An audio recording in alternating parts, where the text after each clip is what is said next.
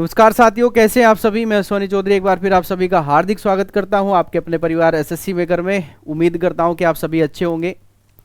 आज है आपका क्लास नंबर 22 या 23, सॉरी, ठीक है ना। क्लास नंबर 23 है आपका, जो यूपी पुलिस की क्लासेज हैं।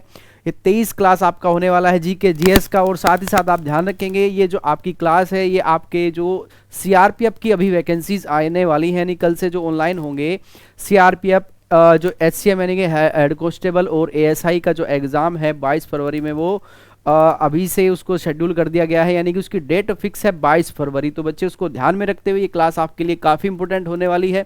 तो एक बार सभी बच्चे जो है सेशन को एक बार जोरदार तरीके से लाइक करेंगे, शेयर करेंगे, जिससे क्लास से एक बार सभी बच्चे जुड़ जाएं। तो एक बार सभी बच्चे लाइक कीजिएगा, स्टार्ट कीजिए। आज का क्वेश्चन देखते हैं क्या क्या आज हमारे लिए इंपॉर्टेंट होने वाला है। चलिए, पहला क्वेश्चन है कि यूपीएससी की संरचना को कौन निर्धारित करता है। Who decide the composition of UPSC. प्रधानमंत्री, राष्ट्रपति, गृह मंत्री या उपराष्ट्रपति। जो यूपीएससी होती है, जिसको हम संघ लोक सेवा आयोग कहते हैं, जो एग्जाम कंडक्ट कराती है। क्या कंडक्ट कराती है? एग्जाम कंडक्ट कराती है। ध्यान रखना, ये 3 प्रकार के एग्जाम आप देख सकते हैं जो अखिल भारतीय एग्जाम होते हैं। जैसे आपने देखा होगा कि जो आईएएस बनते हैं, आईपीएस बनते हैं, ठीक है ना, आईएफएस जो होते हैं, जो इंडियन फॉरेस्ट सर्विस, और एक होता है आईएफओएस जो इंडियन फॉरेन सर्विस, ठीक है ना। इनके ये एग्जाम कंडक्ट कराती है। ये एक आयोग है जिसकी जो संरचना है, इसमें कितने सदस्य होंगे, कौन इसका अध्यक्ष होगा, सदस्यों की संख्या कितने होने वाली है, ये सारी चीजें जो है एक तरीका से देखा जाए तो हमारे राष्ट्रपति इसको क्या करते हैं, राष्ट्रपति इसको निर्धारित करते हैं कि वर्तमान में इसके जो है संख्या कितनी होनी चाहिए, ठीक है ना। संख्या इसमें फिक्स नहीं होती। एक क्वेश्चन ये भी आता है कि जो यूपीएससी है इसकी संख्या कितनी होती है, तो मैक्सिमम आप ध्यान रखेंगे 11 हो सकती है, लेकिन जरूरी नहीं है कि ये घट बढ़ नहीं सकती, इसको घटाया व बढ़ाया भी जा सकता है, ये भी आप ध्यान रखेंगे, ठीक है ना। दूसरा आप ध्यान रखेंगे इसका जो मुख्यालय है कहां पर है। इसका मुख्यालय है आपका नई दिल्ली में। कहां पर? नई दिल्ली में इसका मुख्यालय है, जिसके जो अध्यक्ष और आपके सदस्य जो होंगे, अध्यक्ष व सदस्य जो भी होंगे, इनकी नियुक्ति कौन करेंगे? इनकी नियुक्ति करते हैं हमारे राष्ट्रपति। और ध्यान रखना, इनके जो अध्यक्ष हैं, ठीक है ना, इनके जो अध्यक्ष हैं ये एक बार रिटायरमेंट होने के बाद या रिटायर होने के बाद, ठीक है ना, ये किसी भी पद के योग्य नहीं रहते। एक बार सभी बच्चे बताएंगे कैसे हैं, ठीक है ना। गुल्लू, देविका, माधुरी, सोना, टीना, सिया, शिवानी द्विवेदी, रमा यादव। बहुत बढ़िया। कैसे एक बार बच्चे जल्दी से बताएंगे। चलिए, बहुत बढ़िया, ठीक है ना। तो ध्यान रखेंगे। गुड इवनिंग, कैसे हैं, जल्दी से बताएं। चलिए, तो ध्यान रखना, ये यूपीएससी से रिलेटेड क्वेश्चंस आपके एग्जाम में पूछा जाता है। आर्टिकल 315 में इसका उल्लेख है। कहां पर? आर्टिकल 315 में इसका उल्लेख किया गया है। तो ध्यान रखना इस चीज को। एक क्वेश्चन का आप आंसर देंगे, जो आपके स्टेट पीसीएस होता है, ठीक है ना, स्टेट पीसीएस के जो अध्यक्ष होते हैं, इनकी नियुक्ति कौन करता है? इनकी नियुक्ति कौन करता है? इनके सदस्यों की नियुक्ति कौन करता है? इसके अध्यक्ष की नियुक्ति कौन करता है? जल्दी से कमेंट में आंसर करने का आप प्रयास करें, जल्दी से एक बार आप बताएंगे। चलिए, नेक्स्ट क्वेश्चन है आपका, राज्य के नीति निर्देशक जो सिद्धांत हैं, इनके बारे में कुछ कथन कहा गया है। क्या कहा गया है कि राज्य के जो नीति निर्देशक सिद्धांत हैं, इसके बारे में किसने कहा था? इसे एक ऐसा चेक कहा जिसका भुगतान बैंक की इच्छा पर छोड़ दिया गया। यह बात किसने कही? कि जो हमारे डीपीएसपी हैं, यानी कि डायरेक्ट प्रिंसिपल स्टेट पॉलिसी, जिनको हम बोलते हैं राज्य के नीति निर्देशक तत्व, इनको कहा कि एक ऐसा चेक है जो जिसका भुगतान, ठीक है ना, जिसका भुगतान किसकी इच्छा पर छोड़ दिया गया? इसकी इच्छा पर, ये बैंक की इच्छा पर छोड़ दिया। यहां चेक और बैंक को आपको रिलेट करना है, तो ध्यान रखना ये रिलेशन क्या कहलाता है। चेक का मतलब ये है कि आपको यहां पर ऐसे अधिकार दिए हैं, ठीक है ना, ये ऐसे अधिकार हैं, ठीक है, जो बैंक मतलब राज्य अपनी इच्छा के अनुसार आपको प्रदान करेगा। कहने का मतलब ये हुआ, अगर मौलिक अधिकार आपको दिए हैं, उनका अगर हनन होता है तो आप कहां जा सकते हैं? आप सुप्रीम कोर्ट, हाई कोर्ट जा सकते हैं। जबकि जो डीपीएसपी हैं जिनको उल्लेख किया गया है 36 से 51 तक, जो इनमें अधिकार आपको दिए हैं, राज्य सरकार उनके अनुसार नीतियां बनाती हैं, लेकिन यह डिपेंड करता है कि राज्य सरकार उनको ध्यान में रखते हुए नीतियों का निर्माण करेगी या नहीं करेगी। यह बात छोड़ दी गई है राज्यों पर, क्योंकि अगर इनको हनन होता है तो आप इनको कहीं भी वाद योग्य नहीं है, किसी भी न्यायालय में ये वाद योग्य नहीं है, अवाद योग्य है। तो ये आपको ध्यान रखना है। ये कहा था प्रोफेसर केटी साहा ने। किसने? प्रोफेसर केटी साहा ने यह बात कही थी। क्या कही थी? कि ये जो है ये कैसे है, ये अवाद योग्य है, ये एक ऐसे बैंक का चेक है जो बैंक पर डिपेंड करता है कि इसका भुगतान करे या ना करे। आप इससे जबरदस्ती भुगतान नहीं करा सकते, जैसे मौलिक अधिकारों के संदर्भ में हम चीजों को पढ़ते हैं। चलिए नेक्स्ट क्वेश्चन है, भारत में धर्मनिरपेक्ष राज्य है, यह मुख्य रूप से कहां दर्ज किया गया है कि भारत जो है ये कैसा है, ये धर्मनिरपेक्ष है, इस बात का उल्लेख कहां पर किया गया? एक बार बच्चे बताने का प्रयास करें, जल्दी से कमेंट करेंगे कि कहां पर इस बात का उल्लेख है। प्रस्तावना में है, मौलिक अधिकारों में है, डीपीएसपी में है, यानी कि राज्य के नीति निर्देशक तत्वों में है, या अनुसूचियों में है, शेड्यूल जिसको हम बोलते हैं। सेकुलर शब्द का मतलब क्या होता है? कोई बच्चा बताने का प्रयास करेंगे कि सेकुलर या धर्मनिरपेक्ष किसको कहा जाता है? एक बार बताएंगे आप कि धर्मनिरपेक्ष किसको कहते हैं। कुछ शब्द हैं जैसे समाजवाद शब्द आपसे पूछ लिया जाएगा कि समाजवाद का क्या मतलब है। धर्मनिरपेक्ष आपसे पूछा जा सकता है कि धर्मनिरपेक्ष जो शब्द है इसका क्या अर्थ होता है। ठीक है ना, एक बार बताइएगा कि धर्मनिरपेक्ष जो शब्द है इसको हम कैसे परिभाषित कर सकते हैं। बिल्कुल, धर्मनिरपेक्ष जो शब्द है इसको कहां पर जो है कहां पर दर्ज किया गया है, कहां पर प्रदर्शित किया गया है? इसको प्रेम्बल यानी कि प्रस्तावना में इसको प्रदर्शित किया गया है। अगर प्रस्तावना की बात की जाए तो ध्यान रखेंगे प्रस्तावना जो है हमारे संविधान में ये किसका मूल है, किसका मूल एक तरीका से देखा जाए कि ये किसके मूल या बेसिक है, किसका बेसिक है, तो आपने देखा होगा उद्देश्य प्रस्ताव आपने पढ़ा होगा। ये कब पारित किया गया था? तो 13 दिसंबर 1946 में उद्देश्य प्रस्ताव पारित किया गया था। ठीक है ना, 13 दिसंबर 1946 में उद्देश्य प्रस्ताव को पारित किया गया था। किसके द्वारा? हमारे पंडित जवाहरलाल नेहरू के द्वारा, पीटी नेहरू के द्वारा। और ये उद्देश्य प्रस्ताव ही बाद में चलकर क्या कहलाया?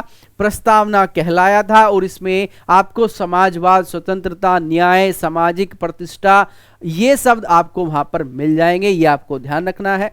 धर्मनिरपेक्ष का मतलब ये होता है कि राज्य जो है ये सभी धर्मों को समान रूप से मानेगा, या कह सकते हैं कि राज्य का कोई भी धर्म नहीं होगा, सभी धर्म इसके लिए समान होंगे, सभी धर्मों के लिए कार्य करेगा। ये बात कही गई है कहां पर? हमारी प्रस्तावना में। और इसी को हम कहते हैं धर्मनिरपेक्ष, यानी कि सभी धर्म इसके बराबर हैं। ये चीजें आपको यहां पर ध्यान रखनी है। अगर सिंपल सी भाषा आप ध्यान रखेंगे तो धर्मनिरपेक्ष का मतलब होता है कि सभी धर्मों को समान बराबर देखना, सभी धर्म समान हैं। ठीक है ना, राज्य के परिप्रेक्ष्य में, ठीक है ना, राज्य की नजर में सभी धर्म क्या हैं? समान है, इसका कोई विशेष धर्म नहीं होगा, ये आप ध्यान रखिएगा। चलिए नेक्स्ट क्वेश्चन है, निम्नलिखित में से कौन सा राज्य 26 ये थोड़ा सा मिसिंग है यहां पर, आपको ध्यान रखना है, ये 26 अक्टूबर 1947 है। क्या है? 26 अक्टूबर 1947 को भारत संघ में शामिल हो गया था। ठीक है ना, which of the following states join to union of Indian on 26 October 1947? Hyderabad, Goa, Jammu Kashmir या असम? तो आपको बताना है कि भारत में कौन सा राज्य 26 अक्टूबर 1947 में भारत में शामिल हुआ था। चार ऑप्शन यहां पर आपके हैं, हैदराबाद है, गोवा है, जम्मू कश्मीर है या असम है। जल्दी से बताने का प्रयास करेंगे। बहुत बढ़िया, सभी धर्म बराबर होंगे। एक बार बच्चे जो है जल्दी से कमेंट इसका करिएगा, आंसर करने का आप प्रयास करें। जब तक आप आंसर नहीं करेंगे चीजें आपको समझ में आनी जो है थोड़ा लेट आप उसको समझेंगे कि ये जो है चीजें है क्या। तो आपको क्या करना है? कमेंट जरूर करना है, गलत है सही है उससे कोई फर्क नहीं पड़ता, आप जरूर कमेंट में जो है हिस्सा लें, यानी कि पार्टिसिपेट करें इस चीज को, तभी आपको पता चलेगा। चलिए तो ध्यान रखेंगे, जो 26 अक्टूबर 1947 को जम्मू एंड कश्मीर को क्या किया गया था? भारत में शामिल किया गया था। अगर आपके ध्यान हो, जब भारत देश आजाद हुआ 15 अगस्त 1947 में, कब? 15 अगस्त 1947 में भारत देश आजाद हुआ। आजादी के बाद अगर देखा जाए तो भारत में 552 के आसपास क्या थी, रियासतें थी, राजे रजवाड़े हुआ करते थे। 552 में से अगर देखा जाए तो 3 ही ऐसे राजे रजवाड़े हुए जिन्होंने भारत में शामिल होने से मना किया था। उनमें एक जम्मू कश्मीर था, एक आपका हैदराबाद था, एक आपका जूनागढ़ था। यहां से क्वेश्चन किस प्रकार से बनते हैं आइए समझने का प्रयास करें। जम्मू कश्मीर जो है पूछा जाता है ये किस आधार पर भारत में विलय किया गया, ये भारत में शामिल किया गया। तो उस समय यहाँ के राजा हुआ करते थे राजा हरि सिंह। कौन हुआ करते थे, राजा हरि सिंह।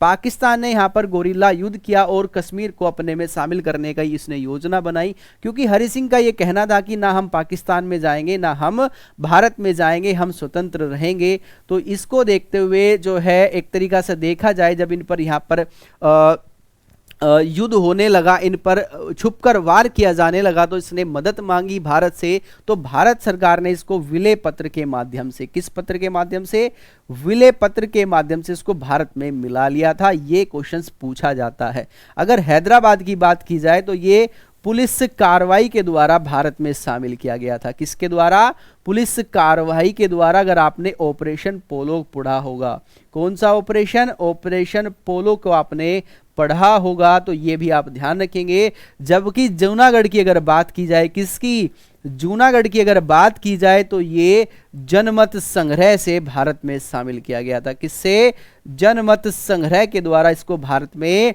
शामिल किया गया था। चीजें क्लियर हुई या नहीं एक बार जल्दी से बताएं।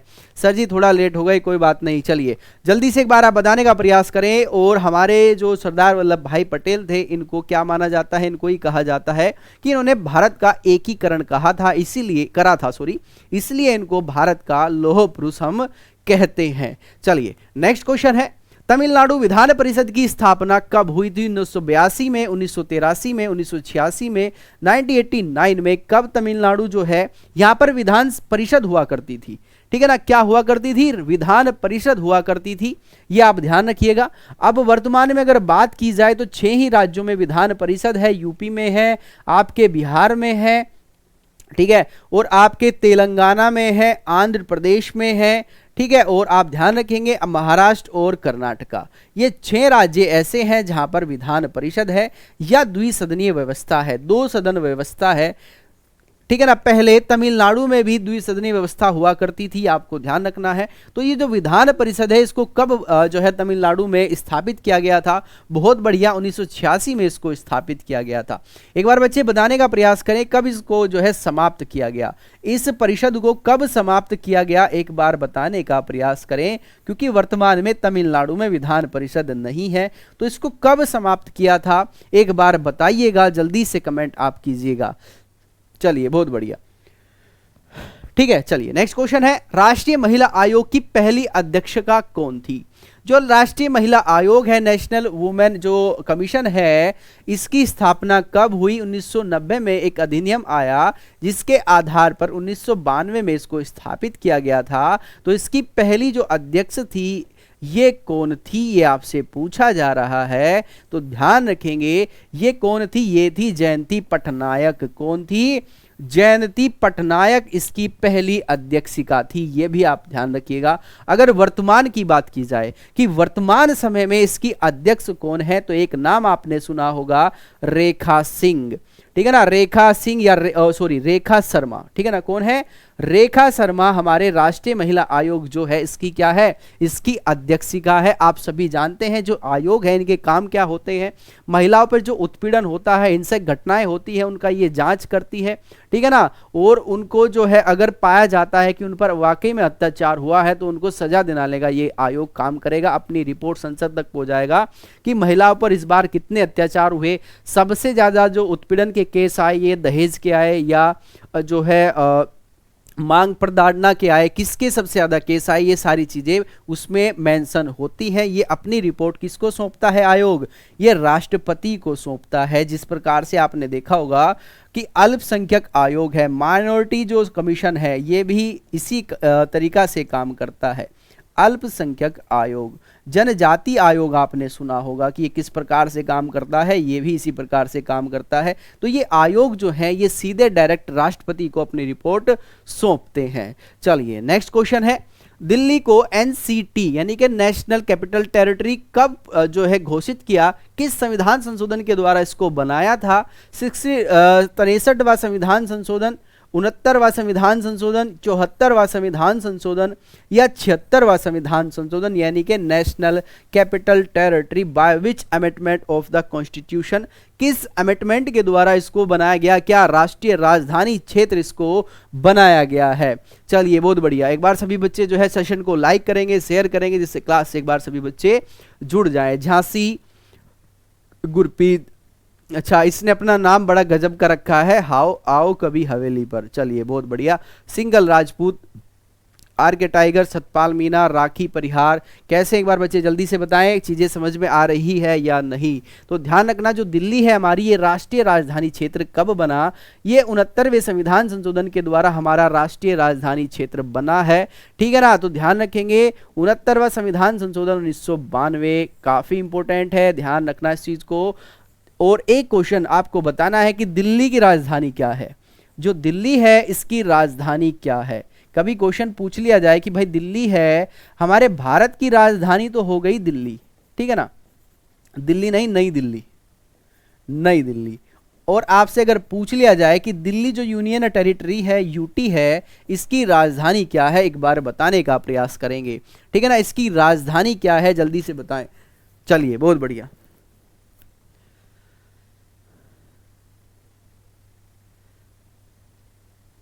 ठीक है समझ गया, कभी सॉन्ग है। चलिए मिलते हैं इसको भी, ठीक है। चलिए, एलोरा का कैलाशनाथ मंदिर किसने बनवाया था? राष्ट्रकूट राजा कृष्ण प्रथम ने, नरसिंह वर्मन द्वितीय ने, राष्ट्रकूट राजा कृष्ण द्वितीय ने, या इनमें से कोई नहीं? Who build the Kailashnath temple of Ellora? एक बार पहले आप मुझे बताएंगे कि जो एलोरा की गुफाएं हैं ये किस प्रदेश में है, किस स्टेट में है? जल्दी से कमेंट करना कि ये जो एलोरा की गुफाएं हैं ये किस स्टेट में है। दूसरा आप ध्यान रखेंगे इसका निर्माण जो है ये कब किया गया? तो ध्यान रखना इसका निर्माण जो है ये किया गया किसके द्वारा? राष्ट्रकूट राजा है, कौन है? ये है राष्ट्रकूट राजा कृष्ण प्रथम के द्वारा इसका क्या किया गया था? निर्माण किया गया था। आपकी वैकेंसीज के बारे में मैं आपको बता दूं, आपकी वैकेंसीज उम्मीद ये है 99% कि जनवरी माह में ये आ जाएगी, ठीक है ना। जनवरी यानी कि इसी मंथ में ये आ जाएगी, तो आप इस चीज से बिल्कुल बेफिक्र रहें, ठीक है ना। हो सकता है 1% मान के चलेगी इस महीने ना आए तो फरवरी में आ जाएगी, लेकिन आएगी जरूर, ये कंफर्म है। कभी आप ये सोचो कि नहीं आएगी, ये कंफर्म है, आएगी जरूर, ठीक है। तो ये आप ध्यान रखेंगे, राष्ट्रकूट राजा कृष्ण प्रथम के द्वारा इसको बनाया गया था। और एक बार बच्चे आपको बता दूं, कल से आपके जो है सीआरपीएफ जो आपके हेड कांस्टेबल मिनिस्ट्री वाले वैकेंसीज हैं और इसमें एएसआई की जो वैकेंसीज हैं इसके फॉर्म आपके ऑनलाइन हो जाएंगे। तो जो बच्चे फिजिकली फिट हैं, ठीक है ना, उनकी हाइट वगैरह सब सही है, फिजिकल अच्छा है, तो वो तैयारी में जुट जाएं, क्योंकि आपका जो है 22 फरवरी से क्या हो जाएगा? पेपर स्टार्ट हो जाएगा।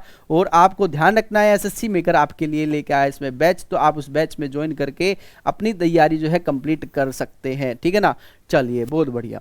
नेक्स्ट आप ध्यान रखना, भारत के अलावा तमिल भाषा कहाँ की आधिकारिक भाषा है? जो तमिल बोली जाती है ये भारत के अलावा कहां पर बोली जाती है? Question number 9, very important question है, जल्दी से बताने का प्रयास करें कि जो तमिल भाषा है ये भारत के अलावा कहां पर बोली जाएगी, ठीक है ना, या बोली जाती है? जल्दी से बताएं। अच्छा फिजिकली फिट हैं जो बच्चे वो उसको करें। गुल्लू, अच्छा ये गुल्लू है टैक्सी ड्राइवर। चलिए बहुत बढ़िया।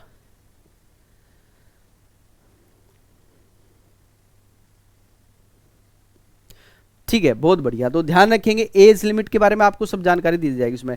जो श्रीलंका और सिंगापुर है, ध्यान रखेंगे श्रीलंका और सिंगापुर इन दो देशों की ये भाषा आधिकारिक भाषा है, ऑफिशियल लैंग्वेज है। अगर आपने पढ़ा हो, सुना हो कभी, तो अगर जो बच्चे पहली बार इस क्वेश्चन को पढ़ रहे हैं थोड़ा सा इस पर आप वेरी इंपॉर्टेंट लिखें, क्योंकि इस तरह के क्वेश्चंस एग्जाम में आते हैं। दूसरा ध्यान रखना, मलेशिया में भी क्या बोली जाती है? मलेशिया में भी आपकी तमिल भाषा बोली जाती है, ठीक है ना। मलेशिया में भी तमिल भाषा बोली जाती है। एक क्वेश्चन आप बताएंगे कि भारत के किस उच्च न्यायालय ने कहा है? ध्यान से सुनना, मैं जो कहना चाहता हूं, भारत के किस उच्च न्यायालय ने कहा है कि जो भी अब कार्रवाई होगी, कोर्ट कार्रवाई होगी, इसकी जो कॉपी मिलेगी ये आपको हिंदी में भी आपको मिलेगी, ठीक है ना। जो भी वर्डिक्ट होगा जिसकी सुनवाई आपको इंग्लिश और हिंदी में दोनों में मिलेगी, और इसकी जो आपको वर्डिक्ट की कॉपी मिलेगी, पीडीएफ जो मिलेगा, ये हिंदी में भी मिलेगा, जिससे जो आम जन है वो उसको पहचान लें, पढ़कर समझ लें क्या इसमें लिखा है। तो एक बार बताइएगा कि ये कौन सा राज्य है जिसने ये अभी डिसीजन लिया है, हाल फिलहाल में ये डिसीजन लिया है। चलिए, बोहांग बिहू मुख्य रूप से किस उत्तर पूर्व भारत के प्रदेश का नृत्य है? मेघालय का है, मिजोरम का है, असम का है, अरुणाचल प्रदेश का है। यहां से एक चीज आपकी क्लियर हुई कि ये जो नृत्य है ये उत्तर भारत में ही मनाया जाता है। ऑप्शन में यहाँ चारों उत्तर भारत के ही हैं, ध्यान रखना इस चीज को, पूर्वोत्तर जिसको कहते हैं, ठीक है। लेकिन अगर यहाँ पर आपको जो है एक तरीका से मैं बताऊं कि क्वेश्चंस को काटते कैसे हैं, जो ऑप्शन है इसको समझते कैसे हैं। अगर यहाँ पर 2 आपको दे देता उत्तर भारत के, 2 दे देता दक्षिण भारत के, तो आपको ये समझ में आ जाता कि ये दक्षिण भारत वाले तो नहीं होंगे, ठीक है। तो ये जो आपका बोहंग बिहू है ये कहाँ का है? ये आपका असम का है, ठीक है ना। कटी बिहू है, ठीक है ना, कटी बिहू है, एक बिहू है, ये सभी कहाँ के हैं? असम के हैं। इसी के साथ साथ कुछ और यहाँ पर बिहू लगकर जो है शब्द पूछे जाते हैं, जैसे आपसे पूछ लेगा गोहर बिहू, गोरू बिहू, ठीक है ना, गोरू बिहू है, ये किसका है? ये भी असम का है। एक है चाट बिहू, ये भी असम राज्य का ही है, ये भी आप ध्यान रखेंगे। एक है आपका मनुहू बिहू, मनुहू बिहू, ये भी असम राज्य का है। तो ये भी आप लिख लीजिएगा, कभी आपसे नेम जो है नाम चेंज करके पूछ लिया जाए तो ये आपको ध्यान रखना है। कामाख्या मंदिर कहाँ पर है? ये भी असम में है। मानस वन्यजीव अभ्यारण्य ये भी असम में ही है, ठीक है ना। काजीरंगा असम में है, जबकि जिम कॉर्बेट कहाँ पर है? जिम कॉर्बेट उत्तराखंड में है। राजाजी टाइगर रिजर्व ये भी उत्तराखंड में ही है। जो कंफ्यूजन होता है ये काजीरंगा और मानस में होता है, इन दोनों में कभी कंफ्यूजन हो जाता है कि कहाँ पर है। काजीरंगा और आपका जो जिम कॉर्बेट है, इन दोनों को आप सही करेंगे, ठीक है ना। चलिए, नेक्स्ट क्वेश्चन है, भारत की आजादी के समय गठित किए गए मध्यस्थ न्यायाधिकरण के मुखिया कौन थे? यानी कि जो डिवाइडेशन हुआ भारत का उस समय जिसने मीडिएटर की भूमिका निभाई, वो व्यक्ति कौन थे? सी रेडक्लिफ थे, विलियम पैट्रिक स्पेस थे, या एडवर्ड पर्सी स्मिथ थे, विलियम लायड थे?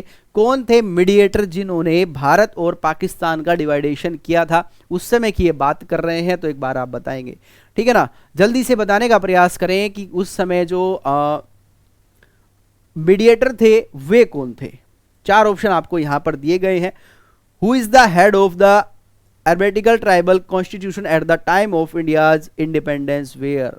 जल्दी से बताएं। गुड इवनिंग, बहुत बढ़िया। तो ध्यान रखेंगे जो आपके रेड क्लिफ थे, ठीक है ना, रेड क्लिफ ये क्या थे? ये मीडिएटर थे, मध्यस्थ, इन्होंने मध्यस्थता इन्होंने निभाई थी, ठीक है ना। आपको पता भी होगा, आपसे पूछा भी जाता है कि रेड क्लिफ जो रेखा है ये किन 2 देशों के बीच में है? तो रेड क्लिफ रेखा ये भारत और पाकिस्तान के बीच में है। किसके?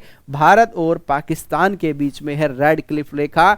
मैकमोहन रेखा पूछा जाता है कि मैकमोहन रेखा जो है ये किन 2 देशों के बीच में है? तो ये भारत और आपके चाइना के बीच में है। ये दोनों आपको ध्यान रखना है, इंपॉर्टेंट है, दोनों ही पूछे जाते हैं। चलिए, नेक्स्ट क्वेश्चन है, आजादी के समय कांग्रेस के अध्यक्ष कौन थे? Very important question. जब भारत देश आजाद हुआ 15 अगस्त 1947 की ये बात हो रही है, उस समय हमारे जो कांग्रेस थी, ठीक है ना, राजनीतिक पार्टी जो हुआ करती थी कांग्रेस, जो सबसे बड़ी पार्टी थी, इसके अध्यक्ष कौन थे? इसके अध्यक्ष आपसे पूछे जा रहे हैं। 4 ऑप्शन है यहाँ पर, डॉक्टर राजेंद्र प्रसाद है, जेपी कृपलानी है, भीमराव अंबेडकर हैं, या जवाहरलाल नेहरू हैं?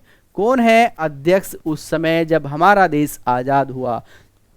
जल्दी से बताएंगे। मैकमोहन चाइना और किसके? भारत के बीच में है, ठीक है। चलिए, जल्दी से बताएं कि जब भारत देश आजाद हुआ 15 अगस्त 1947 में, उस समय अध्यक्ष कौन था?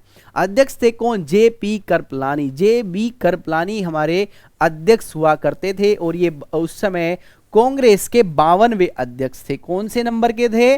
52वें अध्यक्ष थे। मेरठ में इनको अध्यक्ष बनाया गया था। मेरठ जो कांग्रेस का अधिवेशन हुआ वहां पर इनको अध्यक्ष बनाया गया था। 52वें ये अध्यक्ष बनाए गए थे। चीजें क्लियर हुई?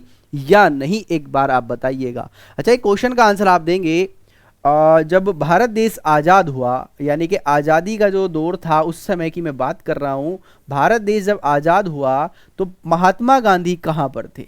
ये क्वेश्चन पूछा जाता है, महात्मा गांधी कहां पर थे, ये आपसे पूछा जाता है कि ये जो महात्मा गांधी थे कहां पर थे, क्योंकि ये राजनीतिक रूप से तो संन्यास ले चुके थे, यानी कि इन्होंने कांग्रेस से संन्यास ले लिया था, तो ये उस समय कहां पर थे, जल्दी से बताएंगे। चलिए नेक्स्ट क्वेश्चन है, फराजी आंदोलन शुरू होने का मुख्य कारण क्या था? जो फराजी आंदोलन है ये कब शुरू हुआ? ये 1818 के आसपास शुरू हुआ था, 2-3 साल तक ये चला। ये जो आंदोलन चला इसका उद्देश्य आपसे पूछा जा रहा है कि इसका कारण क्या था, क्यों इसको चलाया गया था?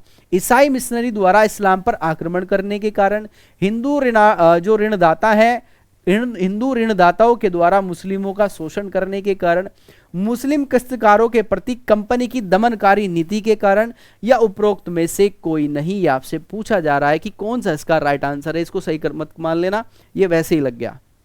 चलिए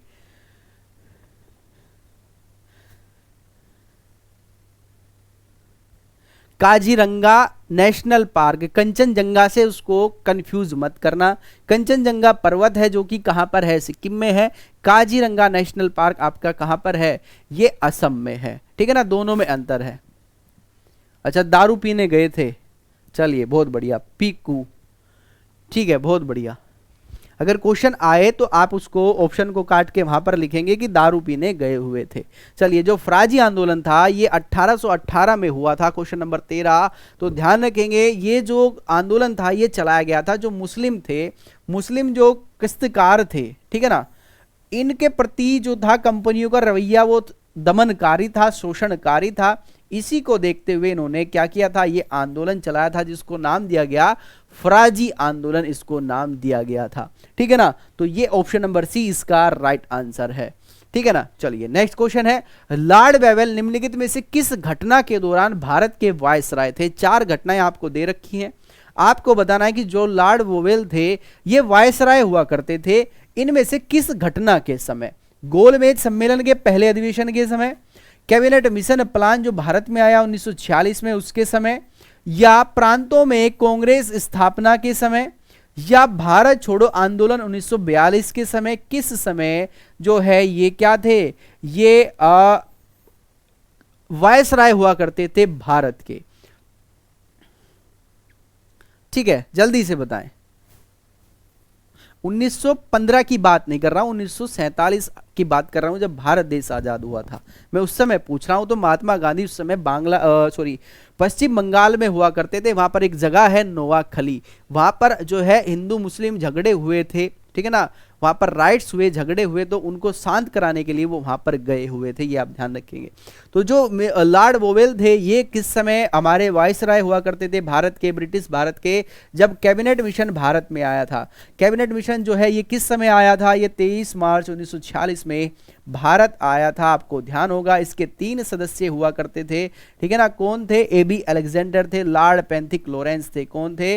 लॉर्ड पेंथिक लॉरेंस, लॉर्ड पेंथिक लॉरेंस इसके अध्यक्ष थे। एवी अलेक्जेंडर थे, एवी अलेक्जेंडर, स्टेफर्ड क्रिप्स, कौन थे? स्टेफर्ड क्रिप्स, ये तीनों इसके क्या थे? इसके सदस्य हुआ करते थे। तीनों का आपको ध्यान रखना है। 23 मार्च 1946 में, और इसका मेन मोटिव क्या था? भारत में संविधान सभा के निर्माण के लिए ये प्रस्ताव लेके आए थे कि जो भारत में संविधान सभा होगी ये किस प्रकार से होगी, कहां कहां से इसमें सदस्य चुनकर आएंगे, जो चुनाव होगा किस प्रकार से होगा, भारत के जो है भाग में कौन कौन से भाग कहां कहां से जो है वहां से प्रतिनिधि चुनकर आएंगे, ये सारी चीजें इसमें लिखी हुई थी। चलिए, मुस्लिम लीग के पहले अध्यक्ष कौन थे? बहुत ही अच्छा क्वेश्चन है, ध्यान रखना। मुस्लिम लीग आपने कांग्रेस के जो है अधिवेशन वगैरह में पढ़ा होगा, ठीक है ना, कि कांग्रेस की स्थापना के समय इसके पहले अध्यक्ष कौन थे, ठीक है ना, पहली महिला अध्यक्ष कौन थी। लेकिन यह भी आपको ध्यान रखना है कि जो मुस्लिम लीग थी इसकी स्थापना कब हुई थी? तो 1906 में इसकी स्थापना हुई थी। कब? 1906 में इसकी स्थापना हुई। तो इसके पहले अध्यक्ष कौन थे? नवाब विकार उल मुश्ताक हुसैन, मियां अब्दुल्ला अजीज, हिदायत हुसैन खान, मोहम्मद अली जिन्ना। जल्दी से बताएं इसके पहले अध्यक्ष कौन थे? सर ये हमसे क्यों पूछा जाता है, तो और किससे पूछे ये बताए। कंपटीशन की तैयारी आप कर रहे हैं, जॉब आपको चाहिए, तो पूछेंगे आपके पड़ोसी से या किससे, किससे पूछे जाएंगे, जल्दी से बताएं। ठीक है जीना, ठीक है, ध्यान रखेंगे नवाब विकार उल मुश्ताक हुसैन इसके पहले अध्यक्ष हुआ करते थे। ठीक है ना, इसके पहले अध्यक्ष कौन थे, ये थे आपके नवाब विकार उल मुश्ताक हुसैन, किसके, मुस्लिम लीग के। एक बार बताइएगा कि मुस्लिम लीग की जो स्थापना थी ये किसके द्वारा की गई थी। ठीक है ना, जल्दी से एक बार आप बताएंगे। डी ऑप्शन नहीं है, ऑप्शन नंबर ए इसका राइट आंसर है, जीना नहीं है, ध्यान रखेंगे। ठीक है ना, चलिए बहुत बढ़िया। नेक्स्ट क्वेश्चन है आपका, भारत में पुर्तगाली राजधानी को कोच्चि से गोवा किसने स्थानांतरित किया था। पहले जो राजधानी हुआ करती थी ये कोच्चि हुआ करती थी, किसकी, पुर्तगालियों की, क्योंकि भारत में सबसे पहले आने वाली जो कंपनी थी ये पुर्तगाली थे। ठीक है ना, वास्को डी गामा कब भारत आए थे, 1498 में, वो एक पुर्तगाली थे, ये भी आप ध्यान रखेंगे। सेकंड बार कब आए कमेंट में लिख के जरूर बताएं, क्योंकि भारत में वो 2 बार आए थे। तो राजधानी जो थी ये पहले कोच्चि हुआ करती थी, इसको कहां पर ट्रांसफर किया गया, गोवा में किया। किसने किया, अल्बुकर्क ने किया, अल्मीडा ने किया, नीनो दो कुन्हा ने किया, या हॉट मैन ने किया, किसने इसको जो है राजधानी को कोचीन से गोवा स्थापित किया था। जल्दी से एक बार आप बताएंगे किसके द्वारा इसको किया गया था। ठीक है, चलिए बहुत बढ़िया, ठीक है, जल्दी से बताएं। आगा खां और सलीम उल्लाह खां 1906 में, बहुत बढ़िया। ठीक है ना,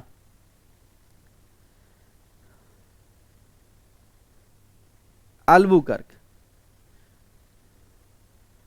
हाँ चलिए, तो ध्यान रखना जो राजधानी थी ये कोच्चि हुआ करती थी, लेकिन किसको, नीनो दो कुन्हा ने इसको कहां पर ट्रांसफर किया, इसको गोवा में ट्रांसफर किया था। आपके ध्यान होना चाहिए। इनका जो टाइम पीरियड है ये 1528 से 1538 के बीच ये क्या रहे, ये पुर्तगाल जो था, पुर्तगाली कंपनी जो थी, इसके क्या रहे थे, वायसराय आप कह सकते हैं, या गवर्नर आप कह सकते हैं, इसके गवर्नर रहे थे। ठीक है ना, अच्छा एक क्वेश्चन का आप आंसर देंगे कि जो पुर्तगाली कंपनी थी, ठीक है ना, इसके जो वास्तविक संस्थापक थे ये कौन थे, इसके वास्तविक संस्थापक कौन थे, एक बार आप बताएंगे। पुर्तगाल ईस्ट इंडिया जो कंपनी थी इसके जो वास्तविक संस्थापक थे ये कौन थे। चलिए नेक्स्ट क्वेश्चन है, भारत बांग्लादेश मैत्री उद्यान है, ये उद्यान इसको आप करेंगे, उत्थान नहीं उद्यान, उद्यान किस राज्य में बनाया गया था। यानी कि दो देशों के मित्रवत संबंध को देखते हुए एक उद्यान बनाया गया। उद्यान का मतलब होता है कि दोनों देशों के जो मोस्ट इंपोर्टेंट, वहां पर आप देख सकते हैं जो मोस्ट इंपोर्टेंट वहां की, जैसे हमारे भारत की बात की जाए, हमारे भारत के महान व्यक्तियों में अगर देखा जाए तो जैसे महात्मा गांधी हुए, सुभाष चंद्र बोस हुए, तो इसी प्रकार से इस समय अगर देखा जाए तो नरेंद्र मोदी हैं जो भारत का प्रतिनिधित्व करते हैं, हमारे राष्ट्रपति हैं जो भारत का प्रतिनिधित्व करते हैं। तो इसी प्रकार के व्यक्तियों की वहां पर आपको क्या मिल जाएगी, मूर्तियां मिल जाएगी। तो इसी प्रकार से भारत और बांग्लादेश के बीच में एक उत्थान बनाया गया, जिसमें हमारे देश की एक लेडी है जो प्रधानमंत्री रह चुकी है, इंदिरा गांधी। कौन है, इंदिरा गांधी की आपको वहां पर मूर्ति मिल जाएगी। दूसरा बांग्लादेश के मुजीबुर रहमान, कौन है, मुजीबुर रहमान जो वहां के प्रधानमंत्री हुआ करते थे, उनकी मूर्ति वहां पर मिल जाएगी। तो ये त्रिपुरा में है, कहां पर है, त्रिपुरा में ये मैत्री उद्यान का निर्माण किया गया था। ये आपको ध्यान रखना है, इंपॉर्टेंट क्वेश्चन है। दोनों की यहाँ पर आपको मूर्ति मिल जाएगी, मुजीबुर रहमान की, और आपको ध्यान रखना है हमारी जो आयरन लेडी है इंदिरा गांधी, इन दोनों की मूर्ति आपको वहां पर मिल जाएगी। ठीक है ना, तो एक बार आप बताएंगे कि पाकिस्तान को कब आजाद किया गया था। ठीक है ना, कब आजाद उसको किया गया, बांग्लादेश को। ठीक है ना, बांग्लादेश को कब आजाद किया गया था, एक बार बताइएगा, किस डेट में इसको आजाद किया गया था, स्वतंत्र इसको कराया गया था। त्रिपुरा में ये क्या है, उत्थान है। चलिए नेक्स्ट है, साहिवाल निम्नलिखित में से किसकी नस्ल है। Sahiwal is a breed of which of the following, ऊंट की, मवेशी की, भैंस की या भेड़ की, किसकी ये नस्ल है साहिवाल, जल्दी से बताएं। मुस्लिम लीग की स्थापना, बहुत बढ़िया। चलिए 1971, 1975 नहीं, 1971 में जो है इसको स्वतंत्र कराया गया था। ठीक है ना, कब? 1971 में। एक बार सभी बच्चे सेशन को लाइक कीजिएगा, शेयर कीजिएगा, जिससे क्लास से और भी बच्चे जुड़े, और भी बच्चों को लाभ मिले, ठीक है ना। एसएससी जीडी वाले बच्चे जरूर इसको देखें, ठीक है ना, अपना देखें कि स्कोर इसमें कितना आता है, ठीक। आपके पास समय बहुत कम है, ठीक है ना, उसमें अपना स्कोर आप जरूर चेक करें कि कहाँ गलतियाँ हो रही हैं, कि कौन सा पोर्शन गलत हो रहा है, ये सारी चीज़ें आपको देखनी है। चलिए बहुत बढ़िया। तो ध्यान रखेंगे, जो साहिवाल है ये एक नस्ल होती है मवेशी की, मवेशी का मतलब है गाय की, ठीक है ना, गाय की एक नस्ल है। और ये जो साहिवाल है ये एक जिला पड़ता है, एक प्रांत पड़ता है, कहां पर? प्रांत पड़ता है पाकिस्तान में। कहां पर? पाकिस्तान में ये प्रांत पड़ता है साहिवाल, तो वहीं से इसका मूल माना जाता है, इसका जन्म माना जाता है, इसीलिए इसको साहिवाल नस्ल की गाय हम कहते हैं। जैसे आपने भारत की गाय की नस्लों के बारे में देखा होगा, गिरी गाय, गिर गाय या गिरी उसको बोला जाता है, क्या बोला जाता है? गिरी या गिर गाय उसको बोला जाता है। एक कॉन्क्रेज गाय होती है, कॉन्क्रेज होती है, एक राठी नस्ल होती है, ठीक है ना। तो ये सारी हमारी देसी नस्ल की गाय हैं, मवेशी हैं, तो ये आप ध्यान रखिएगा। तो साहिवाल जो है ये एक मवेशी नस्ल है। चलिए नेक्स्ट है, आमोसी हवाई अड्डा किस राज्य में स्थित है? आमोसी हवाई अड्डा ये किस राज्य में स्थित है? केरल में है, तमिलनाडु में है, आंध्र प्रदेश में है और उत्तर प्रदेश में है। जब इसका मैं दूसरा नाम आपको बताऊंगा इस हवाई अड्डे का, तो हो सकता है कि आपकी चीजें याद हो जाए या याद आ जाए कि ये वही है। ये वाला मुझे कंफर्म पता था, राजेंद्र यादव, बहुत बढ़िया, ठीक है ना। जब आप पढ़ोगे तो ऐसा ही कॉन्फिडेंस आपका हो जाएगा, ठीक है। जब आप पढ़ोगे, बार बार रिवाइज करोगे, डिटेल में जाने की कोशिश करोगे, तो सब में कंफर्मेशन आपका बढ़ता जाएगा कि इसका ये ही होगा और ये ही आपको करना है अगर सिलेक्शन लेना है कि भाई इसका ये ही होगा, कंफर्म है। चलिए तो ध्यान रखेंगे, आमोसी हवाई अड्डा को चौधरी चरण सिंह हवाई अड्डा भी कहा जाता है। कौन सा? इसका जो दूसरा नाम है ये है चौधरी चरण सिंह हवाई अड्डा। अब आप बता सकते हैं ये कहाँ पर है, ठीक है ना। तो ये है आपके उत्तर प्रदेश पे, और उत्तर प्रदेश में भी बात की जाए तो कहाँ पर है? ये उत्तर प्रदेश की राजधानी लखनऊ में है। कहाँ पर? लखनऊ में है। और चौधरी चरण सिंह की जो हम वो मनाते हैं, क्या भला जन्म तिथि जो है ये क्या है? 23 मार्च 1902 को इनका जन्म हुआ था, ठीक है ना। तो ये हम इसको हम मनाते हैं जयंती के रूप में 23 दिसंबर, ठीक है ना, 23 दिसंबर को हम जयंती के रूप में इनके मनाते हैं, जिसको हम किसान दिवस भी कहते हैं। क्या कहते हैं? किसान दिवस भी इसको हम कहते हैं। 23 दिसंबर को इनकी जयंती के रूप में ये मनाया जाता है, तो किसान दिवस इसको कहा जाता है, ठीक है। चलिए नेक्स्ट क्वेश्चन है आपका, निम्नलिखित कथनों पर विचार कीजिए। ये विचार इसमें छूट गया तो आप इस पर विचार करें, ठीक है ना। विचार छूट गया तब भी आपको विचार करना है। सतलुज नदी, सिंधु नदी, घाघरा नदी, उपरोक्त में से कौन सी नदी तिब्बत से निकलती है? आपको बताना है कि ये 3 नदियां हैं, सतलज है, सिंधु है और घग्गर है। ये तीनों नदियां जो हैं ये तिब्बत से कौन सी इनमें से निकलती है? 1 या 3 यानी कि सतलज या घग्गर, 2 या 3 यानी कि सिंधु या घग्गर, 1 या 3 दोबारा से आया सतलज या घग्गर, 1 2 3 यानी कि तीनों कौन सी है जो मानसरोवर जो तिब्बत मानसरोवर से या उसके और पास से निकलती है? जल्दी से बताएं। अच्छा और छोटा लिखा करें। चलिए बहुत बढ़िया, ठीक है ना। फोन को आप ऐसे रखें तो आपको स्पष्ट दिखाई देगा। लैंडस्केप,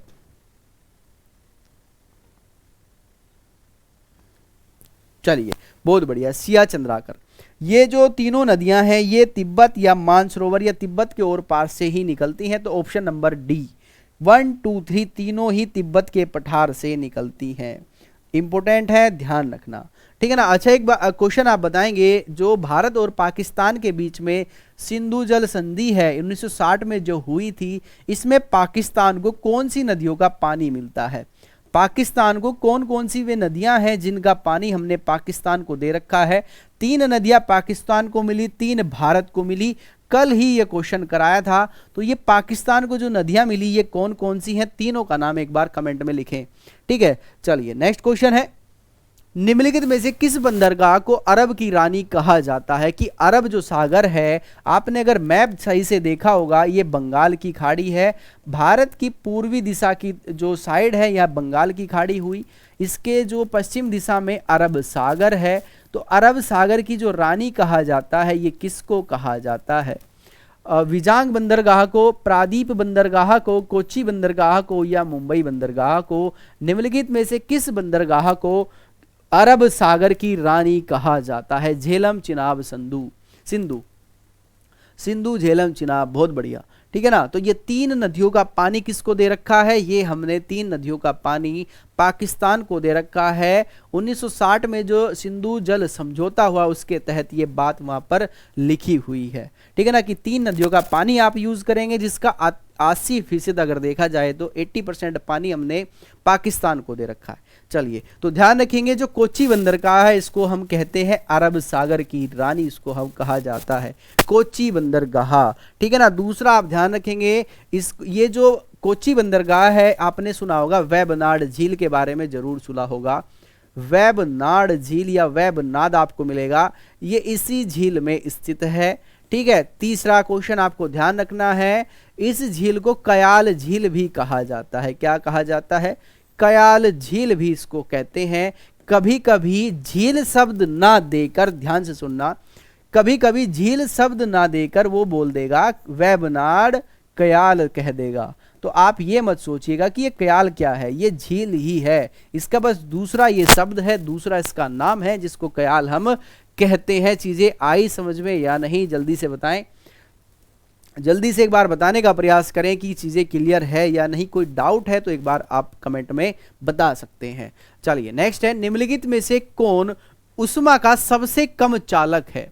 सबसे कम, या कह सकते हैं जो बैड कंडक्ट जिसको कहा जाता है, जिसमें उष्मा चलन नहीं कर सकती, ठीक है ना, वो आपको बताना है। चांदी है, तांबा है, सीसा है या पारा है? तो बैड कंडक्ट और गुड कंडक्ट उष्मा में पूछा जाता है कि जो उष्मा है, हीट है, इसका जो बैड कंडक्टर है या गुड कंडक्टर है, ये कौन कौन से होते हैं? जल्दी से बताएं।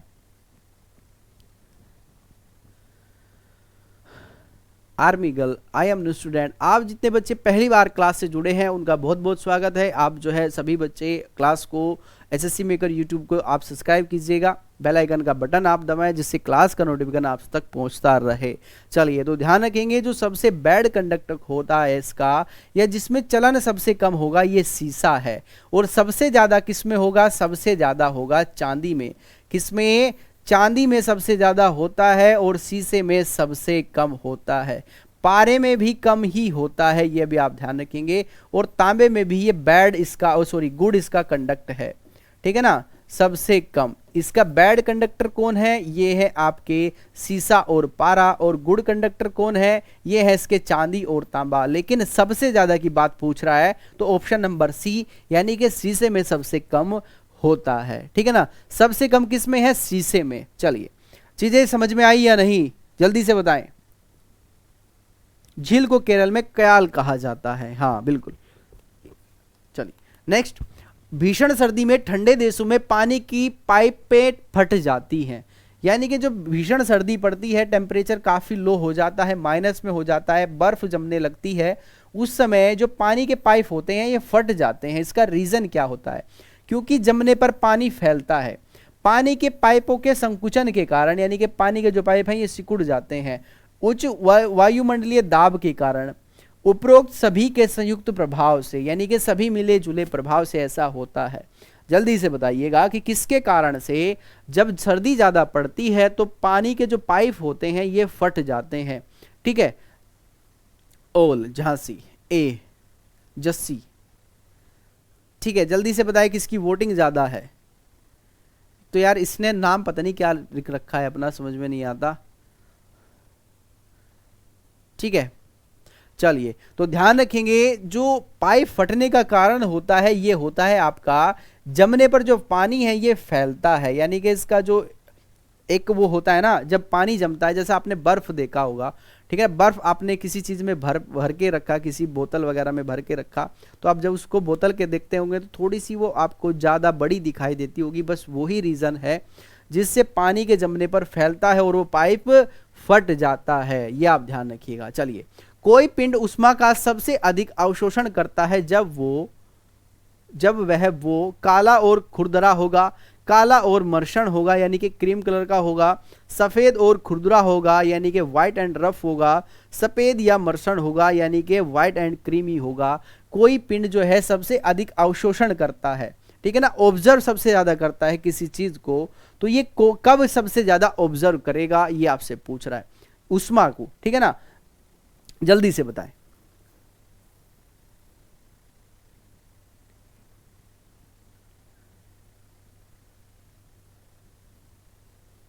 हाँ, ठीक है। चलिए, जो काला होता है ना, काला और खुरदुरा, ये सबसे ज्यादा जो है उष्मा को क्या करता है, अवशोषित करता है। आपने देखा होगा कि घर में आपको कहा जाता है कि गर्मियों में काले कपड़े नहीं पहनने चाहिए। उसका रीजन यही होता है क्योंकि वो अवशोषित करता है उष्मा को, जिससे आपको ज्यादा गर्मी लगेगी, ज्यादा आपको गर्मी लगेगी। यही आपको सलाह दी जाती है कि गर्मियों में आप काले कपड़े ना पहने, उसका रीजन यही होता है, ठीक है ना। ये आप ध्यान रखिएगा। सफेद कपड़ा पहनने को आपको एडवाइस दी जाती है कि सफेद कपड़ा आप ज्यादा पहने, काले कपड़े को मत पहनिएगा, पहने तो कम पहने, इसका रीजन यही है।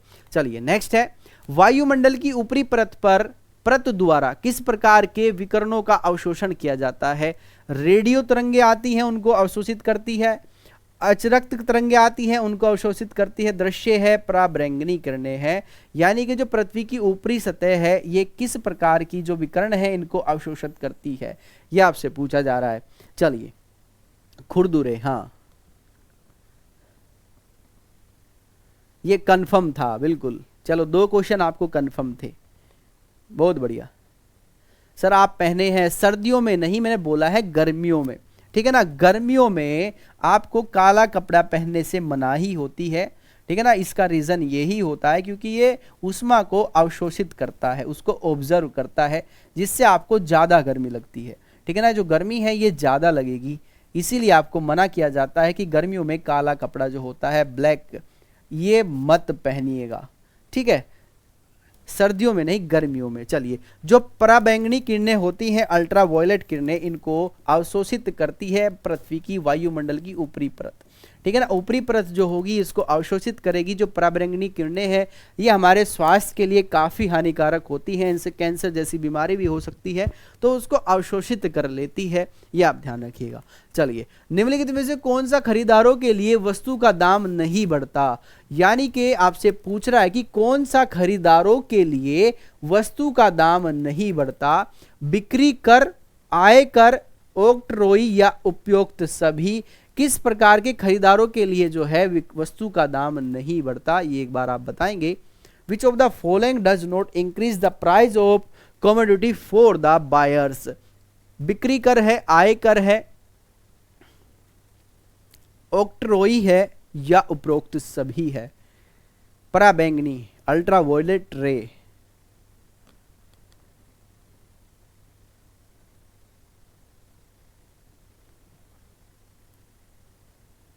चिड़ाऊ मटर, मतलब मुझे आंसर नहीं देना, अच्छा आपको आंसर नहीं देना, ठीक है। तो ध्यान रखेंगे जो आयकर होता है, ठीक है ना, ये खरीदारों के लिए कभी भी इसकी जो है वैल्यू नहीं बढ़ती है, आप ध्यान रखेंगे। इनकम टैक्स पर, ठीक है ना, इनकम टैक्स पर कभी भी वैल्यू नहीं बढ़ती है, ये आपको ध्यान रखना है। चलिए, नेक्स्ट है, निम्नलिखित में से कौन सा भारत में संस्थागत क्रेडिट वितरण प्रणाली के घटक है। क्रेडिट का मतलब होता है कि पैसा जो वितरण करते हैं, ठीक है ना, जैसे आपने देखा होगा कि ब्याज पर पैसा देना, यानी कि बाजार में पैसे का चलन बढ़ाना, ठीक है ना। बाजार में पैसे का लिक्विडिटी बोलते हैं, पैसे को क्या बोलते हैं, लिक्विडिटी, यानी कि लिक्विडिटी पहुंचाना बाजार में। तो कौन सी ट्रस्टेड है ये आपसे पूछ रहा है। तेने संस्थागत है, वाणिज्यिक बैंक है, क्षेत्रीय बैंक है और सहकारी क्रेडिट संस्थाएं हैं। क्षेत्रीय ग्रामीण बैंक है, वाणिज्यिक व सहकारी क्रेडिट संस्थाएं हैं या वाणिज्यिक बैंक है। कौन सी संस्थागत प्रणाली है जो फ्लो बढ़ाती है किसका, पैसे का। चलिए, बहुत बढ़िया। तो ध्यान रखेंगे ये है आपके वाणिज्यिक बैंक। वाणिज्यिक बैंक जैसे आपका SBI है, ठीक है ना। क्या है आपका एसबीआई हुआ, आपका पीएनबी हुआ, आपका एक्सिस बैंक है, आपका एचडीएफसी बैंक है। इसी प्रकार से अगर क्षेत्रीय ग्रामीण बैंक की बात की जाए तो आपने देखा होगा ग्रामीण विकास बैंक जो होते हैं, इस प्रकार के जो ग्रामीण क्षेत्रों में किसानों के लिए, मजदूर वर्गों के लिए खोले जाते हैं। सहकारी जो समितियां होती हैं, ठीक है ना, जो सहकारी समिति होती है, सोसाइटी वगैरह जिनको आप बोलते हो, ठीक है ना, तो ये क्या करती हैं, ये क्रेडिट देती हैं। क्रेडिट मतलब पैसे का फ्लो पहुंचाती हैं। तो तीनों उसके आंसर सही हैं, यानी कि वाणिज्यिक बैंक, क्षेत्रीय बैंक और सहकारी क्रेडिट संस्थाएं। D option is the right इसका। चलिए नेक्स्ट है, निम्नलिखित में से किस उद्योग को चाइल्ड ऑफ प्रोटेक्शन कहा जाता है? टेक्सटाइल उद्योग को, सीमेंट उद्योग को, चीनी उद्योग को या पेट्रोलियम उद्योग को किसको कहा जाता है? विच of the following industry is called child protection? Textile industry, cement, sugar या पेट्रोलियम, किसको हम कहते हैं चाइल्ड ऑफ प्रोटेक्शन? ठीक है, जल्दी से बताइएगा। आज आप न्यू ज्वाइन किए हैं, स्वयं जायसवाल, बहुत बढ़िया। कमर्शियल बैंक,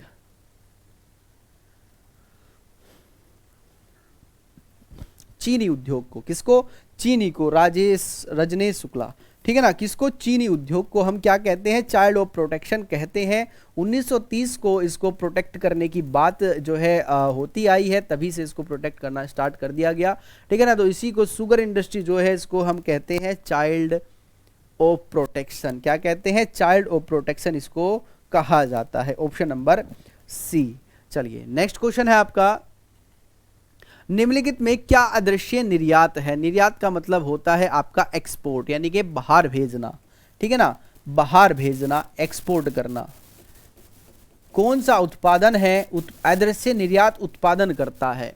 ठीक है ना, मछली है, यातायात और यात्रा है, आभूषण है, हस्तकरघा है, ठीक है ना। अदृश्य का मतलब है जो दिखाई नहीं देता, यात्रा और आपका यातायात, ठीक है। मछली, आभूषण, हस्तकरघा, अदृश्य निर्यात उत्पन्न कौन करता है? जल्दी से बताएं। नित्या, बी। ट्रैफिक एंड ट्रेवल, नाम तुम्हारा पता नहीं तुमने क्या लिख रखा है, इसलिए नाम लेना थोड़ा मुश्किल है। चलिए बहुत बढ़िया, पहला दिन है। अंकिता पासवान, बहुत बढ़िया, आपका स्वागत है। जो बच्चे पहली बार आज आए हैं, सर आप मेरा नाम क्यों नहीं लेते? दबंग दरोगा जी। चलिए, तो ध्यान रखना, ये जो आपका ट्रेवल एंड जो ट्रैफिक है ये कैसा है? ये आपका जो एक्सपोर्ट है ये अदृश्य है, इनविजिबल एक्सपोर्ट है, जो दिखाई नहीं देता, ठीक है ना। ये ही निर्यात उत्पन्न करता है जो ना दिखाई दे।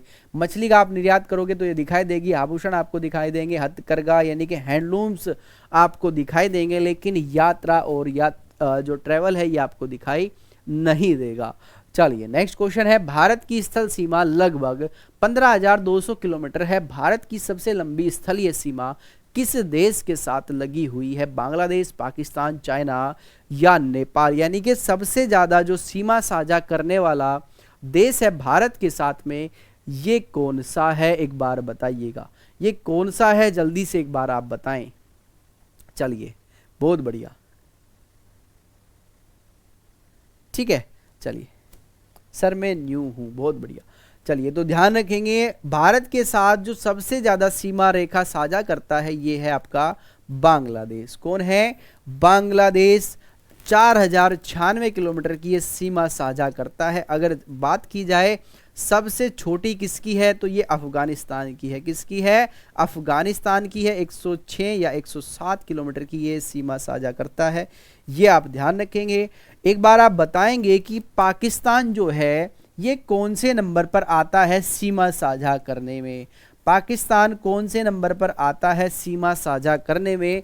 ठीक है ना, जल्दी से बताएंगे। चलिए बहुत बढ़िया, बांग्लादेश। ठीक है, तो ये था आज का आपका सेशन। आपको कैसा लगा आप जरूर बताएं। कोई क्वेश्चन समझ में नहीं आया आप उसको कमेंट में लिख सकते हैं, कोई प्रॉब्लम नहीं है, आपके कमेंट जो है देखे जाते हैं।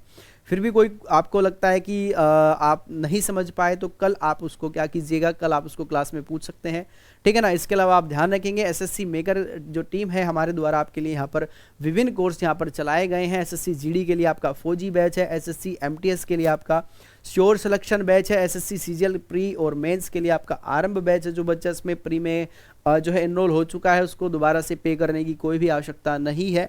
तीसरा आप ध्यान रखेंगे श्योर सिलेक्शन बैच आपका सीएचएल के लिए चलाया गया है। सब में यहाँ पर आपको रिकॉर्डेड क्लास मिलने वाली है, डाउट सेशन आपको दिया जाएगा, ठीक है ना। कोई भी दिक्कत आती है, कोई भी क्वेश्चन आपको लगता है कि समझ में नहीं आया तो आप उसका डाउट सेशन आप में उसको कराया जाएगा। आपको यहाँ पर क्लास नोट्स प्रोवाइड किए जाएंगे। कोई भी समस्या है तो इस दिए हुए नंबर पर आप कॉल कर जानकारी प्राप्त कर सकते हैं। कोर्स संबंधी जानकारी है या कोई अन्य जानकारी आप लेना चाहते हैं वो भी आपको यहाँ पर मिल जाएगी। कोई भी आप हेल्प चाहते हैं वो भी यहाँ पर आपकी कर दी जाएगी। इसके अलावा आप ध्यान रखेंगे ये एसएससी जीडी का फौजी बैच है, जैसे मैंने आपको अभी बताया है। आपकी जो पेपर है ये 10 जनवरी से स्टार्ट हो जाएगा। तो जिन बच्चों का अभी भी कोर्स कंप्लीट नहीं है वो स्पेशल तौर पर ध्यान रखें, एक बार अपना कोर्स आप जरूर कंप्लीट करें। जो भी आपका सिलेबस है उसको कंप्लीट करें, ठीक है ना। उसके बाद आपको जो है प्रैक्टिस सेट लगाने हैं जो एसएससी मेकर के द्वारा आपको टेस्ट प्रोवाइड किए गए हैं वो आपको वहां पर करने होंगे। बिना प्रैक्टिस के आप अच्छा स्कोर नहीं कर पाएंगे, ये बात आप बिल्कुल ध्यान रख ले। एसएससी जीडी नहीं कोई भी एग्जाम हो, जब तक प्रैक्टिस नहीं करोगे तब तक चीजें संभव नहीं है, ध्यान रखना इस चीज को, ठीक है ना। दूसरा आप ध्यान रखिएगा, ये आपका भी ऑफर इसमें चला हुआ है, मात्र 299 रुपये में इसमें आप इनरोल कर सकते हैं। अगर बात की जाए उत्तर प्रदेश पुलिस कांस्टेबल की तो 40,000 प्लस वैकेंसीज की जो है संभावनाएं हैं, जो कि इसी महीने आने की उम्मीद है। ध्यान रखना, मैं कंफर्म नहीं कर रहा हूं, मैं कह रहा हूं उम्मीद है, आएगी जरूर, ये कंफर्म है। इस महीने आ जाए या इससे नेक्स्ट मंथ आ जाए, लेकिन आएगी कंफर्म। 40,000 की जो है नोटिफिकेशन न्यूज़पेपर वगैरह में भी सुनने को देखने को मिला है, ठीक है ना। तो ये आप ध्यान रखिएगा। 6,000 वैकेंसीज आपकी दिल्ली पुलिस में है। 3,000 आपकी यूपी पुलिस दरोगा की भर्तियां हैं। कितनी है? 3,000 प्लस लगभग आपकी दरोगा जो है एसआई जिसको आप बोलते हैं, सब इंस्पेक्टर, ये भर्तियां होंगी। तो इसी को देखते हुए आपकी जो क्लासेस हैं ये चल रही हैं, ठीक है ना। सुबह आपकी जो क्लास चलती है ये करंट अफेयर्स की क्लास चलती है सुबह 6 बजे। 9 बजे आपकी मैथ्स की क्लास होती है गुलशन सर के द्वारा, और 11 बजे आपकी जीके जीएस की क्लास है, ये क्लास होती है जोगेन सर के द्वारा, ठीक है ना। 2 बजे आपकी हिंदी की क्लास है, जिस भी एग्जाम में हिंदी पूछी जाती है ये भी जोगेंद्र सर के द्वारा। 4 बजे आपकी रीजनिंग की क्लास है, ठीक है ना। 4 बजे आपकी रीजनिंग की क्लास है और 6 बजे आपकी ये वाली क्लास होती है स्पेशल जीके जीएस जिसमें चलाया जा रहा है। 8 बजे आपकी अजय सर के द्वारा क्लास होती है जिसमें मैथ्स रीजनिंग सर पढ़ाते हैं, बिल्कुल बेसिक से पढ़ाया जाता है। सर यूके वाले भी आपकी क्लास दे सकते हैं क्या? बिल्कुल ले सकते हैं, यूके 07, ठीक है ना। यूके 07 देहरादून वाले भी क्लास ले सकते हैं, कोई प्रॉब्लम नहीं है, ठीक है ना। चलिए बहुत बढ़िया, ठीक है। चलिए हाँ ठीक है, चलिए तो ध्यान रखना इसका जो आप पीडीएफ पूछते हैं, सर पीडीएफ कहाँ से मिलेगा, तो एसएससी मेकर एप्लीकेशन आपको डाउनलोड करना है। प्ले स्टोर पर आप जाएं, वहां से आप इसको डाउनलोड करें, वहां से आपको पीडीएफ मिल जाएगी। कोर्स आप यहां से देख सकते हैं, सभी कोर्सेज आपको यहाँ पर अवेलेबल हो जाएंगे। टेस्ट सीरीज आप यहाँ से देख सकते हैं, ठीक है ना। पीडीएफ आपको बिल्कुल फ्री ऑफ कॉस्ट मिलेगी, इसमें किसी भी प्रकार का आपको पे नहीं करना होगा। दूसरा, आप इंस्टाग्राम पे हमें फॉलो कर सकते हैं, फेसबुक पे फॉलो कर सकते हैं। ये टेलीग्राम चैनल है जिसको आपको सब्सक्राइब करना है। क्या करना है? सब्सक्राइब करना, सॉरी ज्वाइन करना है, ठीक है ना। ये जो लिंक है इस लिंक पर आप जाएं, लिंक पर जाने के बाद आपको ज्वाइन का वहाँ पर बटन दिखाई देगा, इस बटन को आपको क्लिक करना है, आप इसमें ज्वाइन हो जाएंगे। ज्वाइन होने के बाद आपको यहाँ से क्लास का पीडीएफ मिलेगा, ठीक है ना। क्लास का नोटिफिकेशन आपको डेली यहाँ पर मिलता है, जितनी भी क्लासेस होती हैं सभी क्लासेस का आपको यहाँ पर नोटिफिकेशन मिलता रहेगा। एक्स्ट्रा जो भी क्लासेस डाली जाती हैं, जैसे फीफा वगैरह की क्लासेस डाली हैं, भारत के प्रमुख नृत्य हैं, बिल्कुल ले सकते हैं। यूके वाले, उत्तराखंड वाले ले सकते हैं। द यूके 07 ऑफ राइडर जो भी आपकी आईडी है, जो भी आपका नाम है, कोई प्रॉब्लम नहीं है, आप भी देख सकते हैं। आपके स्टेट में भी अब एग्जाम स्टार्ट होने वाले हैं तो आप भी इसको देख सकते हैं, ठीक है ना। चलिए तो दूसरा आप ध्यान रखेंगे, एसएससी मेकर का यूट्यूब चैनल है ऑफिशियल, इसको आपको सब्सक्राइब करना है, बेल आइकन का बटन दबाना है, क्लास के नोटिफिकेशन यहाँ से पहुँचते हैं, ये आप ध्यान रखिएगा, ठीक है। चलिए तो हाँ, सीआरपीएफ का वीडियो, सर सीआरपीएफ वालों के लिए भी आपका जो बैच है ये लॉन्च कर दिया गया है, आप उसकी जानकारी दिए नंबर पर कर सकते हैं, कोई प्रॉब्लम नहीं है। चलिए ठीक है, चलिए जो है एक सभी बच्चे एक बार से क्लास को ज़्यादा से ज़्यादा शेयर करेंगे, ज़्यादा से ज़्यादा लाइक आपको करना है, जो क्लास सभी बच्चों तक पहुँचे। और जो आपकी क्लास है ये सुबह 6 बजे करंट अफेयर्स की क्लास होती है, तो मिलते हैं सुबह 6 बजे। तब तक के लिए नमस्कार, जय हिंद, जय भारत।